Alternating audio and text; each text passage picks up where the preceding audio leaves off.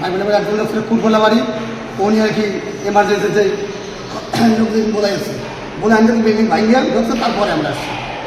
তারপরে আমরা বলছি যে সামনে মারছে এটা এক্সিবিশন করছে, এক্সিবিশন পাই তখন লোকজন বাড়ি করে এটা হাজির দিচ্ছে। হাজির পরে আমি টাকা করে বলতে বলতে আসছি স্যারে কোনো সিনেমা ঠান্ডা পুলিশ এসছে, পুলিশে নিয়ে গেছে, পুলিশে নিয়ে যাওয়ার পরে আমরা বসে গেছি। স্যারে কোনো হামলা নয়, পুলিশের ডাক্তার ট্রিটমেন্টে চলতেছে, পরে ডিসি স্যার আসছে, ওই উপরে স্যার আসছে। মানে বৃহস্পতিবার সকালে আমার ব্যথা উঠছে, ওদিনকেও আমার বাচ্চা লড়ছে পেটের ভিতরে, কিন্তু বাচ্চা লড়ার পরেই সাথে আমরা হসপিটাল আসার পরে ডাক্তার আর পাইনি। তারপর আমার হাজব্যান্ড এসে অনেক খোঁজাখুঁজি করছে, তারপর আমার হাজব্যান্ড বাইরে ডাক্তার পেয়েছে। বাইরে ডাক্তার পাওয়ার পরে ডাক্তারে এসে বলছে যে এরকম সিরিয়াস রোগী প্রেগনেন্টের একটু আসেন, তাহলে ডাক্তারে আসে নাই। তারপর এসে আমার হাজব্যান্ড আবার আমার কাছে আসছে, আমি ওটির ভিতরেই ছিলাম, আমার হাজব্যান্ড আবার আমার কাছে আসছে।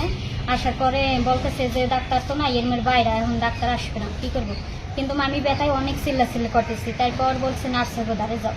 তারপর নার্সের গোদারে গেছে, নার্সেরা বলছে যে বড় ডাক্তারের যদি অনুমতি না দেয় তাহলে আমরা এই রোগীর গায়ে হাত দিতে পারবো না। তারপর ডাক্তারের কাছে আবার গেছে, যাইয়া হাত পাও জড়াই দেখে কাঁদছে আমার হাজব্যান্ড যে এরকম সিরিয়াস রোগী একটু তাগিদে আসেন। তারপরেও ডাক্তারে আসে নাই। তারপর একটা ইঞ্জেকশন দিচ্ছে আমার সিস্টার গোদারে আছে। তারপর সিস্টার আমার কাছে এসে একটা ইঞ্জেকশন দিচ্ছে, ইঞ্জেকশন দেওয়ার সাথে সাথে জ্বর উঠছে।